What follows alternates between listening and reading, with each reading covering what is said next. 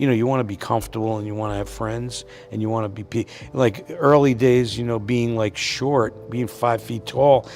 There are stars who shine bright and then disappear. And then there are those who burn so quietly, so steadily through every storm, that by the time the world finally stops to look, they are already 80 years old, still standing, still working, still hurting in ways most people will never fully understand. Danny DeVito is one of those people. And the older he gets, the more his story demands to be told honestly, not with Hollywood glamour, not with polished press releases, but with the raw, uncomfortable truth that has followed this man since the day he was born. Neptune, New Jersey, 1944. The world was at war, and inside a small home, a woman named Julia DeVito gave birth to a boy she had never asked for. She already had children. She was already tired. And years later, in one of the most startling admissions a mother could ever make, she said openly that she had not wanted him. Not in anger. Not as a fight. Just as a fact. I didn't want him, she said, but I'm so proud of him. Most people would crumble under the weight of knowing that. Danny DeVito carried it. He folded it into himself, tucked it somewhere deep, and let it burn like slow fuel for the rest of his life. But a mother's reluctant confession was only the first wound. There were more waiting at home. His father, Daniel Sr., was a contradiction wrapped in a human being. During daylight hours, he ran a candy shop in Asbury Park, smiled at customers, and was well liked by neighbors. But when the sun went down and the bottles came out, something in him shifted. The gentle shopkeeper became someone else entirely. Loud, angry, frightening. Young Danny learned to read the warning signs the way other children learn to read books. The sound of a specific footstep. The clink of glass. The change in the air. He hid in closets. He ran to neighbors. Between 1950 and 1955, police were called to the DeVito home at least 17 times, and Danny was not yet 15 years old. These were not background details. These were the foundation of a man. By the time Danny turned 14, his neighborhood had become something out of a nightmare. Heroin was moving through the streets with quiet efficiency, claiming the young and the hopeful one by one. 2 of his childhood friends were dead before they turned 16. Not sick. Not moved away. Dead. The kind of loss that rearranges something permanent inside a child who witnesses it. Danny made a decision that most adults twice his age would struggle to make. He was going to leave. Not emotionally, not in spirit, but physically and permanently. He saved $237 from odd jobs. He went to his parish priest and asked for help convincing his parents. And then, with careful timing that revealed a strategic mind far beyond his years, he waited until his father was sober and guilty, before making his case at home. His mother, perhaps feeling the long shadow of her own admission weighing on her, agreed. He would go to oratory prep school. That single decision split his life into a before and an after. Of the 12 friends he left behind in that neighborhood, only 3 made it past the age of 25 without ending up in prison or consumed by addiction. Danny DeVito was one of the 3. But survival, it turned out, was just the beginning of his battles. Here is the part of Danny DeVito's story that Hollywood spent decades trying to suppress. The part that he himself kept quiet for years, not out of shame, but out of necessity. Because in an industry built on illusion, showing pain is considered weakness. Danny DeVito was born with a rare genetic condition called Fairbanks disease. It is a disorder of bone and cartilage development, and it is why he stands at 4 feet and 10 inches tall. But the height was never the hardest part. The hardest part was the pain. The relentless, grinding, daily pain in his hips, his knees, and his back that has followed him like a shadow his entire adult life. In his 20s and 30s, his pain levels regularly hovered between 6 and 8 out of 10. Not occasionally. Regularly. On the days he was performing, directing, producing, laughing on camera, and accepting awards, he was frequently in serious physical pain. Hollywood did not respond to this with compassion. It responded with offers. Producers came to him with money, significant money, the equivalent of nearly $1 million in today's terms, and told him that if he agreed to surgery, if he allowed them to reshape him, to lengthen his legs, to restructure his face, he could have a different kind of career. A bigger career. A more acceptable career. Danny DeVito took that contract to a beach bonfire and burned it. His response to one casting director has stayed with him for decades: "I'd rather be a first-rate version of myself than a second-rate version of someone else." It sounds like the kind of line that gets applauded in a movie. But he meant it, and he paid for it. The doors that should have swung open stayed shut a little longer. The auditions kept coming back as rejections. Between 1967 and 1970, He auditioned 248 times and earned less than $800 total. He lived in his old Volkswagen Beetle. He showered at the YMCA. He ate at soup kitchens. He kept all of this quiet for decades. While other aspiring actors were attending industry parties and making connections, Danny DeVito was parking cars, standing motionless as a mannequin in clothing stores, and cleaning animal cages at the Los Angeles Zoo for $1.85 an hour. To keep his acting instincts alive, he read lines out loud to chimpanzees.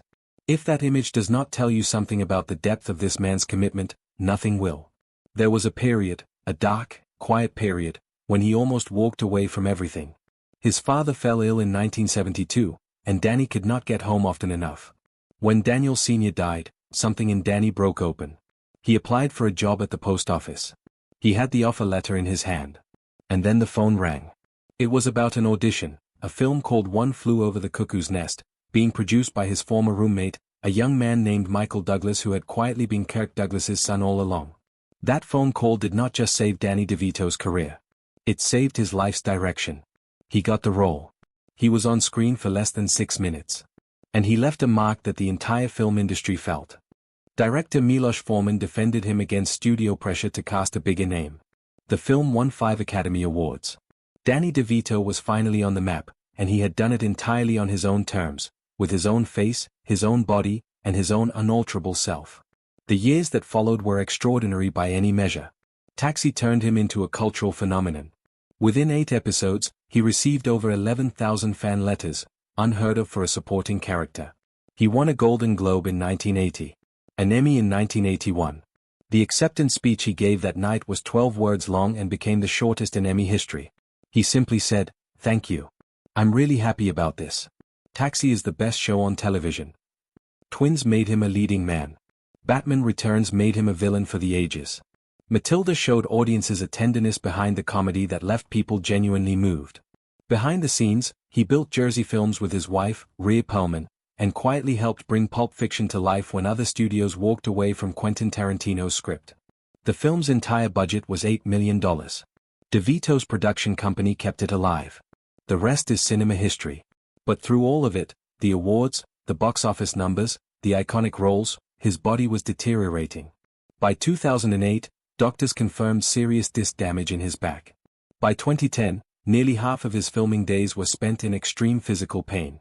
His mornings on set during It's Always Sunny in Philadelphia began at 4:30 in the morning with 4 hours of physical therapy, a tiny trampoline, alternating hot and cold baths, and sessions hanging upside down in his trailer just to make it through a day of filming. For one water slide scene in 2011, he needed 19 takes. He finished with broken blood vessels in his eye. The scene made the final cut. He never once mentioned it publicly. Danny DeVito is 80 years old now. He lives less than a mile from Rhea Perlman, the woman he fell in love with after she came to his apartment to break up with his roommate, the woman he knew he wanted to marry within 22 minutes of meeting her, the woman he was married to for 30 years before they separated, reconciled, and eventually split again without ever finalizing a divorce. They still talk every Wednesday and Sunday. Every month, they meet at the same restaurant, at the same table, the way they always have. Their 3 children, Lucy, Grace, and Jake, are grown. The Beverly Hills home where they raised their family, all 14,000 square feet of it, was sold in 2015. The era it represented was closed quietly and without ceremony. The Fairbanks disease never went away. Surgery after surgery brought temporary relief and permanent disappointment.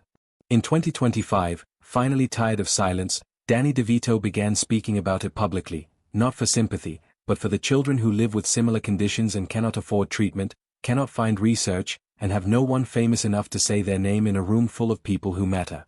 He has donated over $12 million to bone condition research and treatment programs. He never put his name on a single project. He never held a press conference. He simply wrote the checks and moved on. He started a program called Little Giants in 1992, built specifically for children who grew up in homes like the one he escaped, homes with violence, addiction, and the particular kind of loneliness that comes from being surrounded by people who cannot protect you. The program has helped more than 15,000 kids. He is still filming. Still producing. Still showing up. It would be easy to look at Danny DeVito's career, the Emmys, the Golden Globes, the films that changed cinema, the television show that turned him into a cult icon for a new generation, and call it a success story. And in the truest sense, it is. But success stories told cleanly, without the weight of what they actually cost, are just fairy tales dressed in facts. The truth is that Danny DeVito has been in physical pain for most of his adult life and kept working anyway. The truth is that he grew up in a home where police came 17 times before he was 15, and he turned that experience into a charity that has helped 15,000 children. The truth is that Hollywood offered him money to become someone else, and he burned the contract. The truth is that the woman he loves lives down the street, not under the same roof, and they meet for dinner once a month at the same table because some connections do not require a legal document to survive. At 80 years old, Danny DeVito is not living the life that looks good in a magazine spread. He is living the life that is real, complicated, painful, generous, funny, and completely, stubbornly his own. That, perhaps, is the saddest and most beautiful thing about him. He never became anyone else. Not when they paid him to. Not when they pressured him to. Not when it would have been so much easier to simply agree.